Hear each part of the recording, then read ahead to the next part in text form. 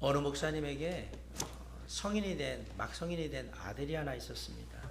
이 아이가 이제 성인이 되자마자 제일 먼저 하고 싶었던 일이 운전을 하고 싶어서, 그래서 운전면허를 곧바로 땄어요. 운전면허를 곧바로 따긴 했는데 차가 있는 건 아니잖아요. 집에는 목사님인 아빠 차만 있었단 말이에요. 그래서 운전을 한번 하고 싶은데 어떻게 할까 고민하다가 어느 날 몰래 아빠 차를 끌고 운전을 하러 나간 겁니다. 그런데 안타깝게도 크게 교통사고가 나서 두 다리를 절단해야 되는 큰 수술을 받게 됐어요. 큰 수술을 잘 마치고요, 이제 회복실로 돌아와서 아들이 의식을 회복했는데, 의식을 회복한 아들 옆에 아빠하고 엄마하고 같이 있었거든요. 그러자 이 아들이 의식을 회복하자마자 아빠인 목사님을 바라보면서 처음 한 말이, 아빠 죄송해요. 아빠 허락 없이 제가 차를 몰고 나가서 사고를 당했어요. 용서해 주세요. 라고 얘기한 거예요.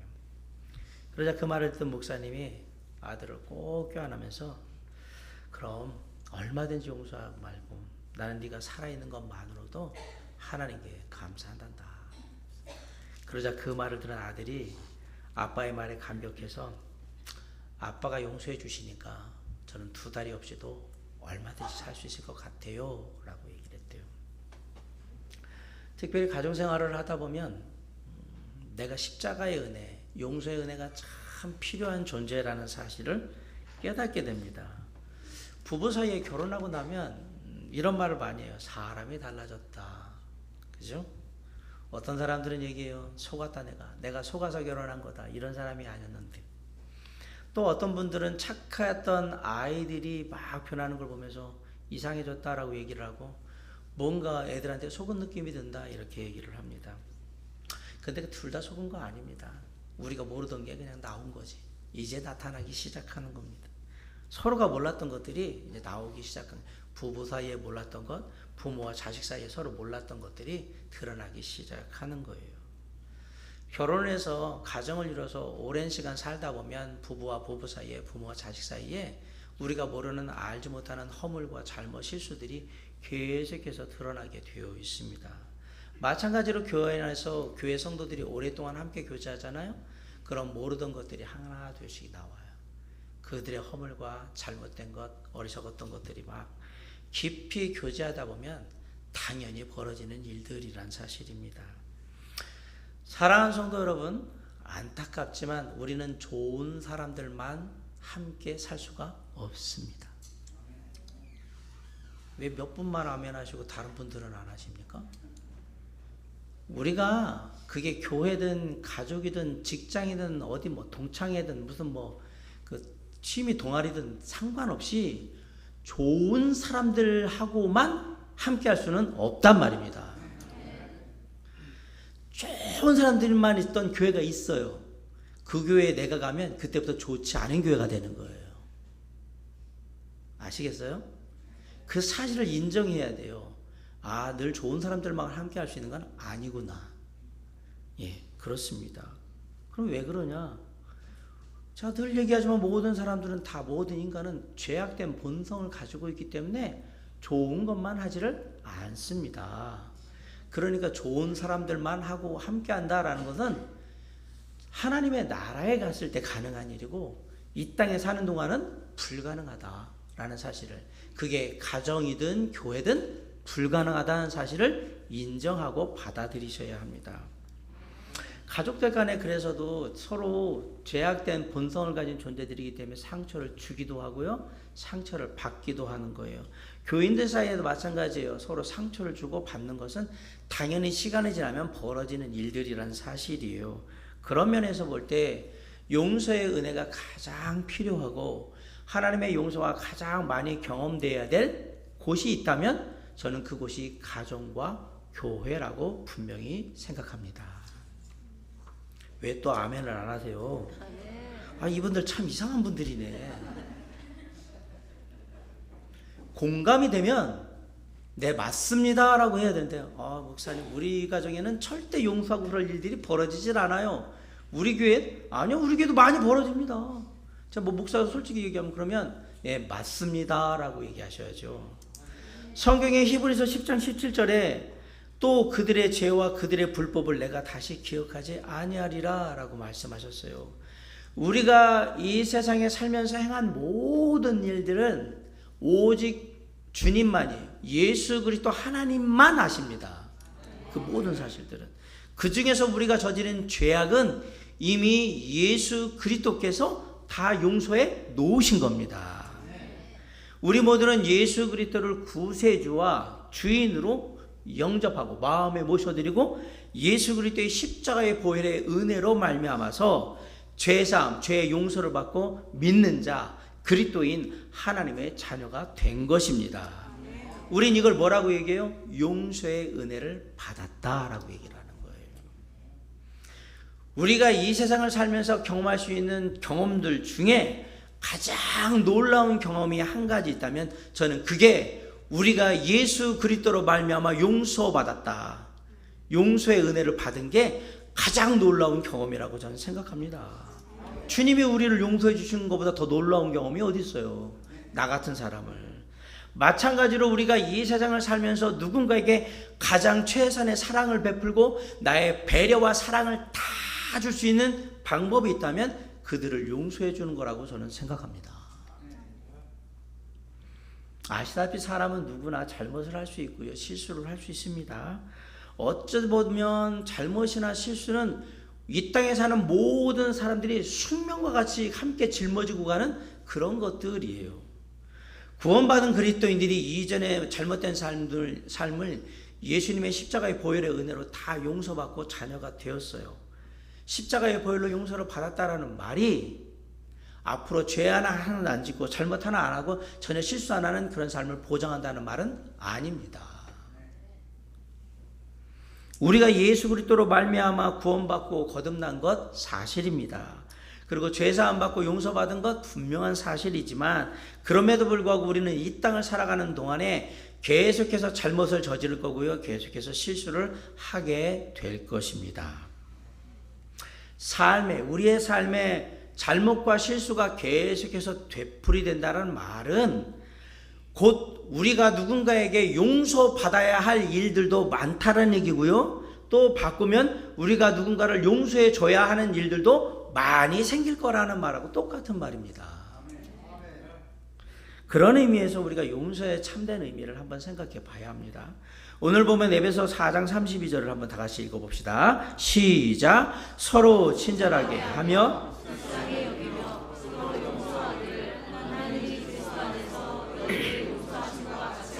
네, 오늘 보면 32절에서 제일 먼저 강조하는 게 뭐냐면 친절하게 하라라는 얘기예요.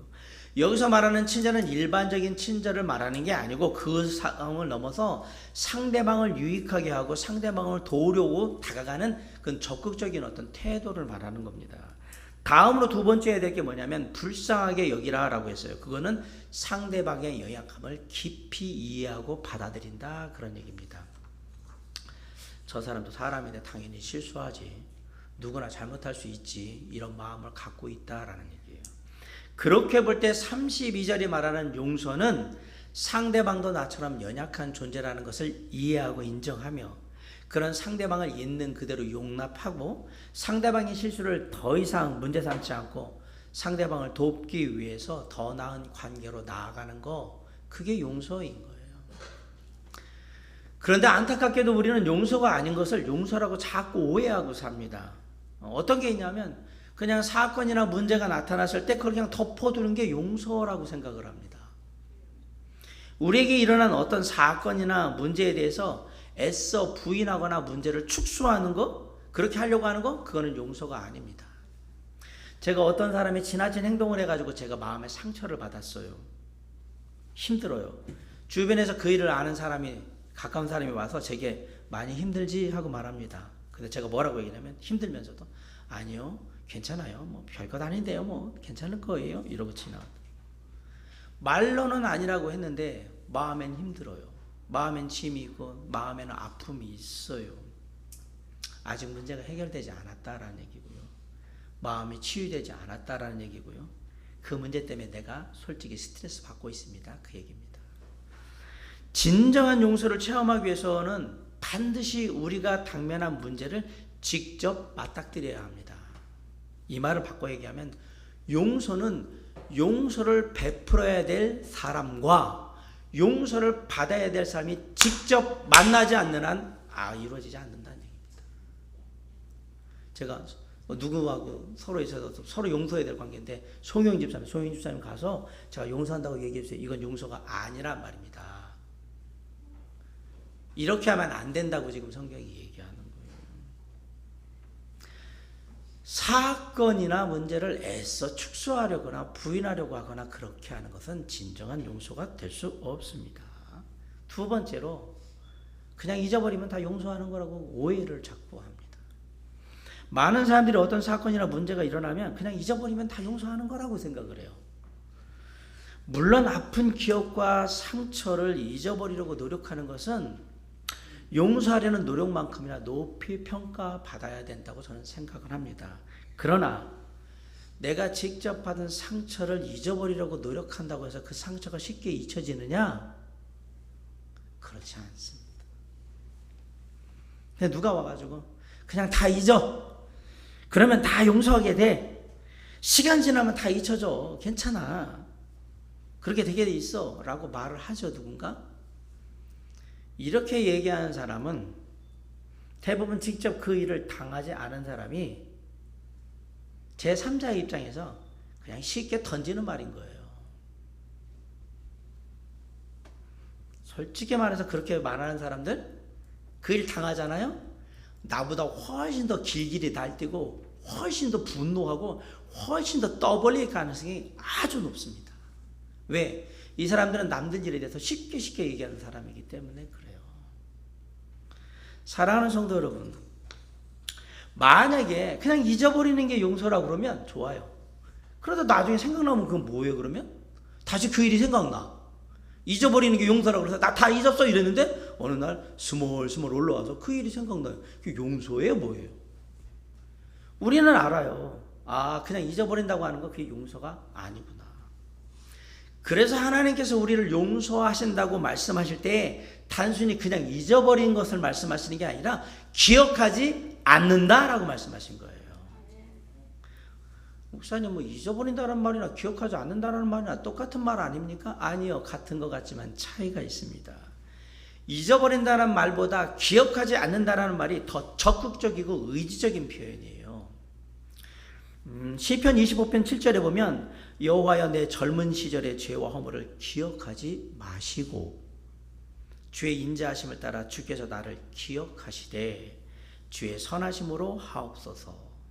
이사야 43장 25절에 보면 나 곧 나는 나를 위하여 네 허물을 도말하는 자니, 도말한다는 얘기는 깨끗이 없어진다는 얘기거든요. 네 죄를 기억하지 아니하리라. 히브리서 8장 12절에 보면 내가 그들의 불의를 긍휼히 여기고 그들의 죄를 다시 기억하지 아니하리라. 하나님이 말씀하신 거예요. 히브리서 10장 17절에도 또 그들의 죄와 그들의 불법을 내가 다시 기억하지 아니하리라.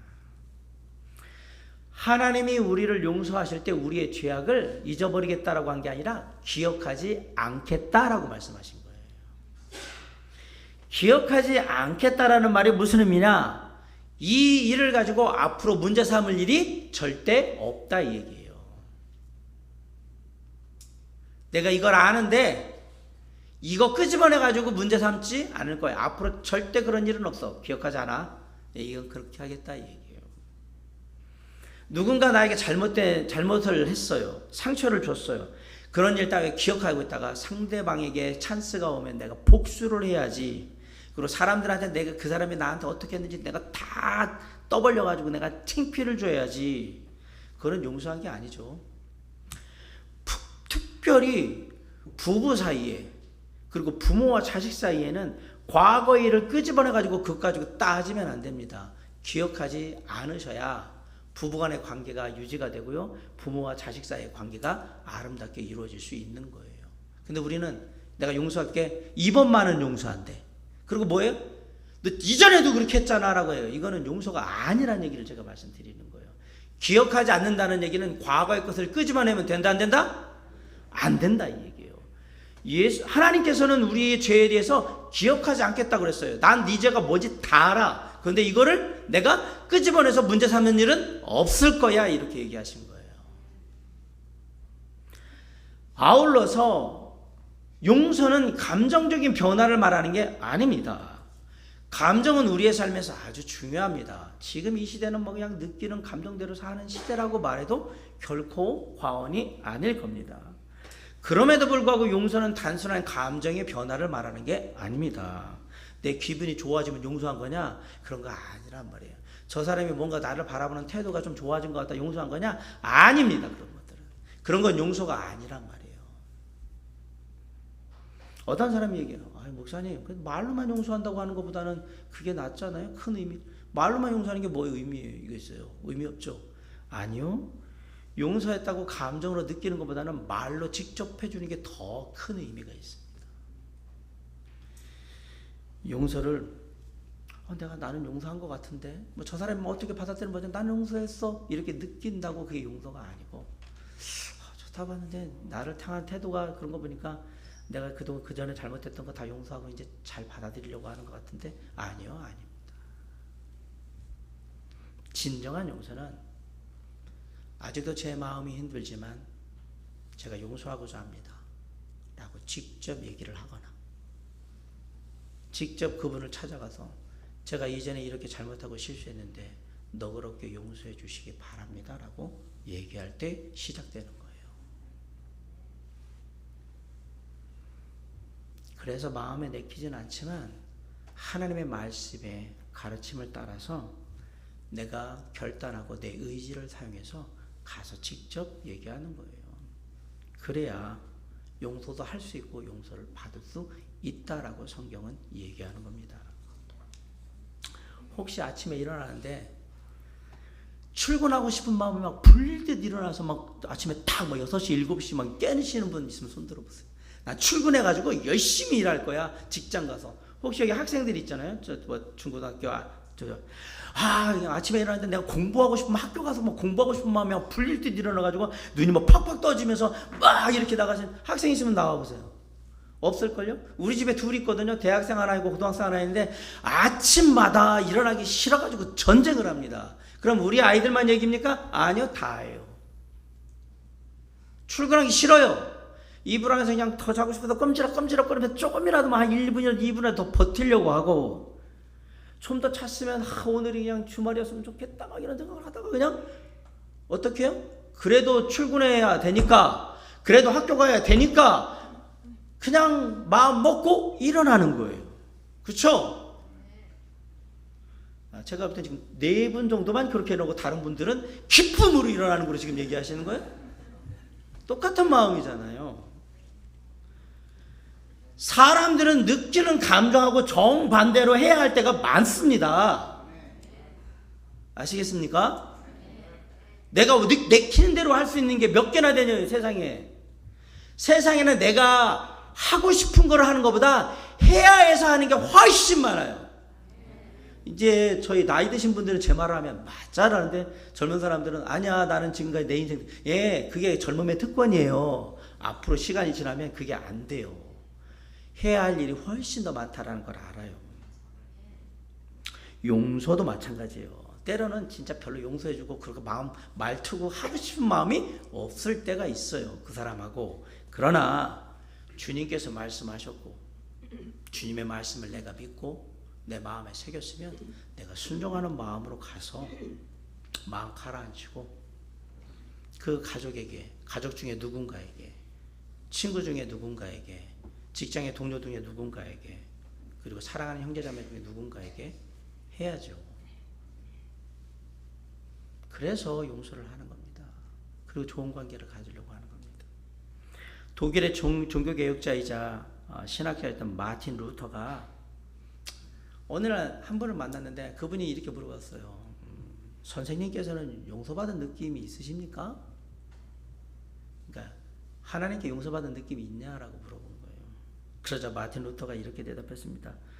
저는 주님께서 제 죄를 용서해 줬다는 느낌이 하나도 없습니다. 용서받았다는 느낌이 감정 그런 거 뭐 없습니다. 그런데 저는 제가 예수 그리스도로 말미암아서 용서받았다는 사실을 분명히 알고요. 그렇게 믿습니다. 확신합니다. 왜? 주님께서 그렇게 말씀하셨고요. 저는 그 말씀을 믿기 때문에 저는 분명히 용서받은 것을 확신합니다. 용서는 감정이 아니에요. 물론 우리가 확신하고 다음에 감정도 생기겠지요. 그러나 감정을 먼저 내세워서 갈 수 있는 게 아니다. 그 얘기입니다. 우리는 느낌이 아니라 하나님의 약속의 말씀을 따라서 우리의 죄사함 받은 것을 확신하게 되는 거잖아요. 마찬가지의 용서도 내 느낌으로 용서한 게 아니고요. 하나님의 말씀을 따라서 감정이 아니라 나의 말씀을 따른 결단과 의지로 내가 용서하는 거란 말입니다. 오늘 본문 말씀은 우리가 용서하는 삶을 살아야 되는 이유도 말씀해 주거든요. 다 우리 에베소 4장 32절 다시 한번 읽어보겠습니다. 시작. 서로 친절하게 하며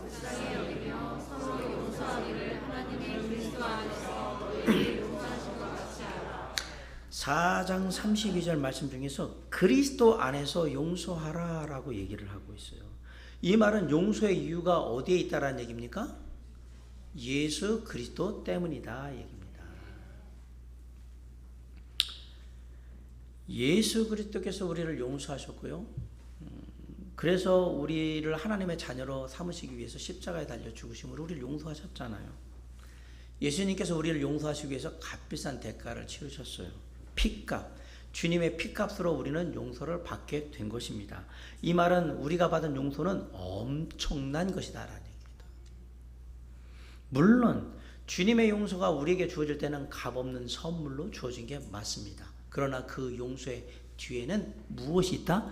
예수 그리스도의 엄청난 희생이 담겨 있다. 그래서 우리가 받은 용서는 엄청난 대가를 지불하고 받은 선물이다. 누가 대가를 지불했냐고요? 내가? 아니요. 예수 그리스도께서. 자, 솔직히 우리가 다른 사람들을 쉽게 용서하지 못하는 이유가 뭘까요? 주님께서 나를 용서해 주신 그 용서가 얼마나 대단하고 위대하고 어마어마한 건지를 아직 진짜 마음속 깊이 실감하지를 못했기 때문에 그래요. 이 사실을 단적으로 알려주는 하나님의 말씀이 마태복음 18장에 나옵니다. 제자 베드로가 예수님께 와서 형제를 몇 번이나 용서해 줘야 됩니까? 라고 묻습니다. 그러자 예수님께서 7번이나 용서하면 됩니까? 그랬더니까 아니야 7번이 아니라 70번씩 7번 용서해 줘야 돼. 그럼 490번 하고 나서는 뭐 하면 돼요? 그 다음부터 이제 벌하면 되는 거예요? 예수님의 얘기는 용서에는 제한이 없다. 계속해서 용서해 줘야 한다라는 얘기죠. 그러면서 예수님이 어떤 이야기를 꺼냐면 1만 달란트 빚진 자와 100데나리온 빚진 사람 이야기를 합니다. 1만 달란트하고 100데나리온이에요. 1달란트가 6,000데나리온이에요. 1데나리온은 하루 일당이에요. 쉽게 말하면 제가 일해서 아르바이트비로 하루에 5만 원 벌으면 그게 1데나리온이고 7만 원 벌으면 그게 1데나리온인 거예요. 1달란트는 6,000데나리온이니까 6,000일 동안 일한 품삯이죠. 그냥 쉽게 말하면 16년치 연봉이에요. 1달란트는.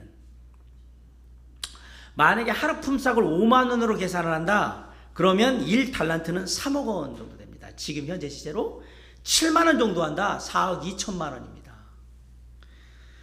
그러면 1만 달란트는 6천만 데나리온이니까 얼마냐? 3조 원, 4조 2천억 원 정도 되는 겁니다. 어마어마하죠? 여기 3조 원 가지고 계신 분 제가 친하게 지내고 싶어요. 자, 그러면 3천억 가지신 분, 그분도 제가 친하게 지내기를 원합니다.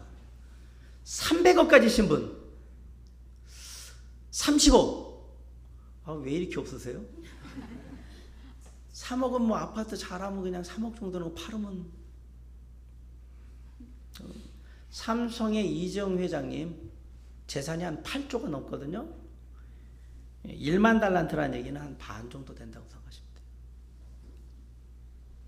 돼요. 1만 달란트? 저나 여러분이나 죽을 때까지 24시간 동안 잠 한숨 안 자고 벌어도 택도 없는 돈입니다. 그래요 목사님, 내 수준에 돈 1,000만 원, 2,000만 원이라도 그냥 통장에 빚없고 있으면 좋겠네요 라고 하죠. 아시죠? 3조 원이 얼마나 큰 돈인가. 3조 원 여기 지폐로 깔면 저하고 여러분 지금 여기서 다 돈에 깔려 죽습니다. 그만큼 많은 돈입니다. 이 어마어마한 빚을 졌어요. 3조 원의 빚, 한 4조 원? 네, 좋아요. 빚 졌어요. 종이 빚졌는데 주인이 어차피 못 갚는다. 그래서 다 탕감해 줬어요. 없는 걸 할 테니까 이제부터 편하게 살아라고 탕감을 해줬어요. 감사합니다. 이 은혜 절대 잊지 않고 죽어서도 이 은혜 안 잊겠습니다. 정말 감사합니다. 감사합니다. 그리고 나갔어요. 나가서 딱 룰루랄라고 기분 좋게 딱 나갔는데 저기 나한테 100데나리온 빚진 녀석이 오고 있네요. 100데나리온이 얼마예요? 500만 원에서 한 700만 원 정도 되는 거예요. 이리 와, 이리 와. 너 왜 안 갚어? 나한테 빚진 거 있잖아. 그러더니 이놈 이거 못 쓸 놈이네, 이놈 이 자식이. 이게 빚도 안 갚고. 너 가자. 그리고 경찰서에 가서 감옥에 넣은 거예요. 감옥에 들어갔어요. 근데 어떻게 해서 이 이야기가 주인한테 들렸어요. 그래서 주인이 여기 1만 달란트 빚진 종을 불러서 야, 이리 와. 내가 너한테 얼마 탕감해 줬어?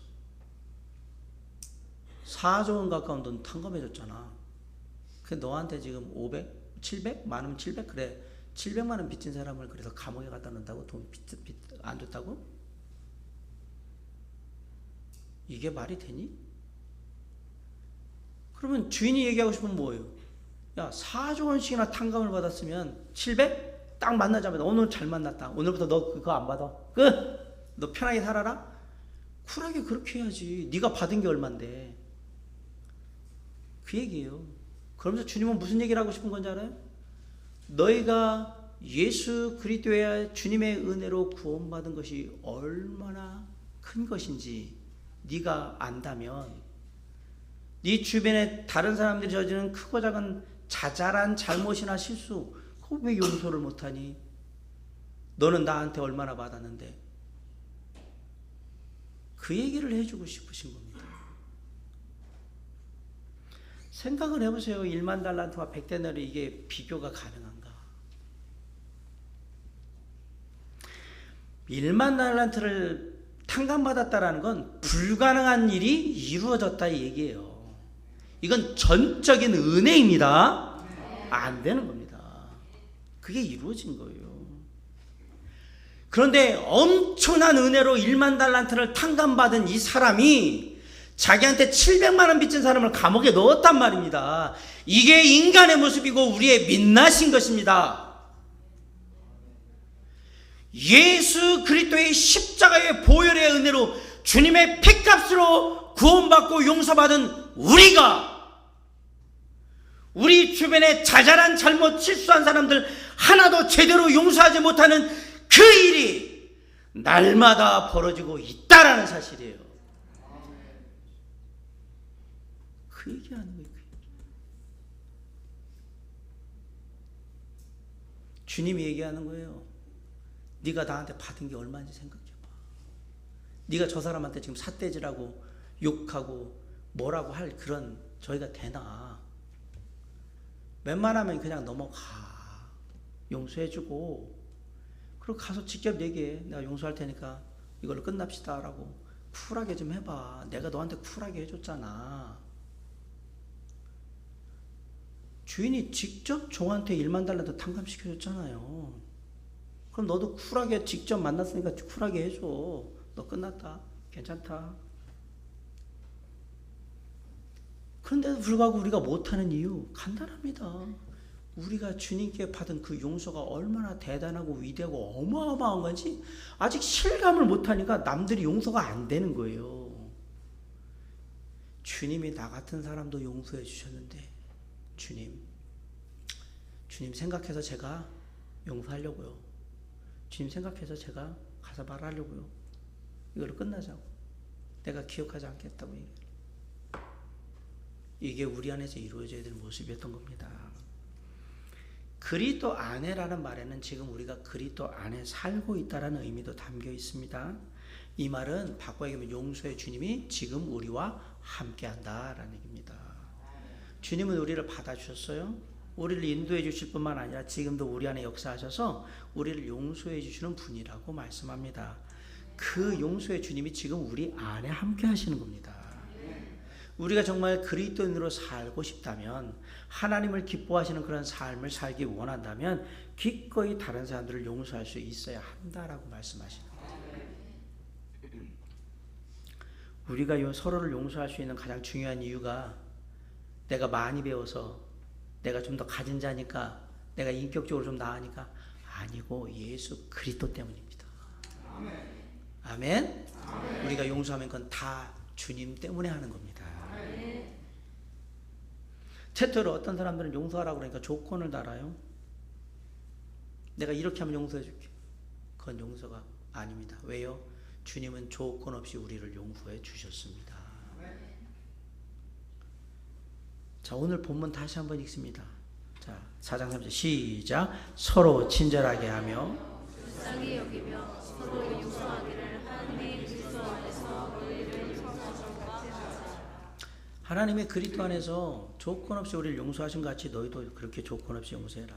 골로새 3장 13절에 보면 누가 누구에게 불만이 있거든 서로 용납하여 피차 용서하되 주께서 너희를 용서하신 것 같이 조건 없이 너희도 그렇게 해라. 그래서 우리 용서는 조건이 없는 용서가 되어야 합니다.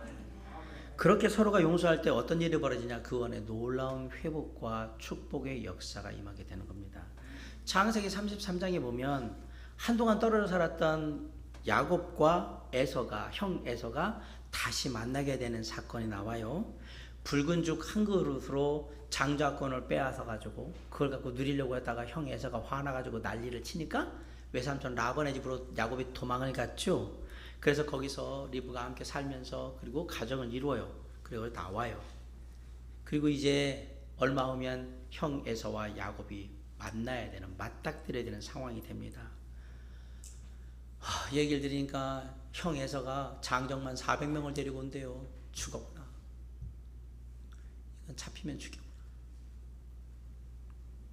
그래서 야곱이 그의 자식들을 나누어 레아와 라헬과 두 여종에게 맡기고 여종들과 그들의 자식들은 앞에 두고 레아와 그의 자식들은 다음에 두고 라헬과 요셉은 뒤에 뒀다라고 했어요. 재미난 것은 덜 중요한 사람은 맨 앞에, 그리고 내가 사랑하고 중요한 사람은 맨 뒤에다 뒀어요. 그런 다음에 어떻게 했냐? 재밌게도 자기는 그들 앞에 나아가대. 맨 앞에 나아가서 에서 앞에 몸을 7번 땅에 굽히며 그의 형 에서에게 가까이 갔다라고 되어 있습니다. 야곱은 엄청난 용기를 낸 겁니다. 어떤 건 죽으면 죽으리라. 여기서 죽어도 어쩔 수 없다. 목숨 걸고 형 에서 앞에 나아갑니다. 그런데 형 에서가 어떻게 합니까? 창세기 33장 4절에 보면 에서가 달려와서 그를 맞이하여 안고 목을 어긋 맞추어 그와 입 맞추고 서로 우니라. 야곱이 진짜로 용서받기 원하는 마음으로 나아갔더니 에서가 진짜로 용서해주는 모습으로 나온 거예요. 그러면 야곱의 인품이 훌륭해서 에서의 성격이 정말 좋아서 그래서 이 일이 벌어진 겁니까? 아니요. 이 가운데 용서의 하나님이 역사하신 겁니다. 잡으세요. 말로 표현할 수 없는 감동이 오잖아요. 용서의 현장에 얼마나 큰 감동이 있는가 보여주잖아요. 용서의 주님이 이렇게 하신 거예요. 에서는 야곱이 마련해온 선물도 안 받아. 이건 필요 없어. 먼 길 왔는데 그것까지 다 필요 없어. 그리고 얘기해요. 야곱에게, 야, 우리 그동안 너무 떨어져 있는데 우리밖에 없잖아. 같이 살자. 우리 위에게 같이 살자. 제안까지 해요. 물론 같이 살지는 않았지만 그렇게 제안을 해요. 지난 일 생각한다면 여기서 죽여도, 아니 뭐 죽지 않으면 때려도 할 말이 없어요. 지금 이 상황은. 그런데 놀랍게도 형 에서가 지난 일은 문제 삼지 않는다. 딱 깨끗하게 용서하고 지금 나오잖아요. 그러면서 얘기하자는 거예요. 같이 살자. 옛날 일 그런 거 다 필요 없고 같이 살자. 기억 안 해. 같이 살자. 여러분, 우리가 본받아야 될 용서의 진짜 모습이 형 에서의 모습에서 우리에게 보여주는 거예요. 물론 이거 주님이 하신 일이지만 보여주잖아요. 지금 우리 안에서 보여줘야 될 용서의 진짜 모습은 바로 이런 모습이어야 합니다. 사랑하는 성도 여러분, 혹시 가족 중에 정말 징글징글하다, 진짜 내가 가족이라는 게 너무 싫다 이렇게 생각하는 사람이 있습니까? 용서하시기 바랍니다. 용서하시기 바랍니다. 학교에 친구가 있는데 난 쟤를 만난 게 진짜 학교 생활에 최악이야. 쟤는 어디 전학도 안 가나? 이런 생각이 드는 친구 있습니까? 그 친구도 용서하시기 바랍니다. 직장에 동료가 있는데 맨날 괴롭혀요. 이게 상사일 수도 있고 뭐 밑에 부하일 수도 있죠. 날 힘들게 만들어. 그냥 보기만 하면 막 그냥 막 올라오는 사람이 있어요. 그래도 용서해 주시기 바랍니다. 이웃에 참 좋은 사람들이 많은데 그냥 또리 엄마만 보면 막 성질나고 그냥 막 울그락불그락 대고 막 그냥 저 얼굴도 보기 싫어요? 그런 이웃이 있습니까? 그래도 용서해 주셔야 합니다. 내가 교회 안에 있는 다른 분들은 다 사랑하는데요. 그 형제, 그 자매 절대로 제가 진짜 죽을 때까지 절대로 내가 마음 안 열어. 말 한마디 안 할 거예요. 그런 분 혹시 있으십니까? 오늘 주님의 말씀을 따라서 용서하시기 바랍니다. 그래야 저와 여러분도 언젠가 그렇게 용서받게 될 겁니다. 그래야 내 삶에 회복의 은혜가 임하여서 내 모습이 주님의 모습을 닮아가게 될 것이고요. 우리에게 놀라운 축복이 임하게 될 텐데 세상에 감당할 수 없는 평안과 기쁨이 우리의 마음에 넘쳐나게 될 것입니다. 사랑하는 성도 여러분, 서로 용서하는 은혜와 기쁨이 충만한 삶을 이루기를 원합니다. 그래서 늘 평안하고요. 하나님이 그런 우리를 축복하시기를 간절히 바랍니다. 용서는 어렵다고 얘기하면 진짜 어려운 건데 우리가 주님의 말씀, 아까씩 말씀드린 마음 내키지 않지만 주님의 말씀대로 한다 그러면 얼마든지 할 수 있는 것입니다. 기도하고 주의 말씀을 따라 내가 행하리라 각오하고 주님 앞에 나아갈 때 주께서 회복의 은혜와 우리가 상상할 수 없는 축복과 세상에 감당할 수 없는 평안과 그리고 기쁨으로 우리의 삶을 채울 거라고 믿고 주님의 말씀을 따라 용서의 은혜가 넘치는 삶을 살아가는 저와 여러분이 될 수 있기를 주님의 이름으로 간절히 축원합니다. 기도하시겠습니다. 사랑과 은혜가 풍성하신 아버지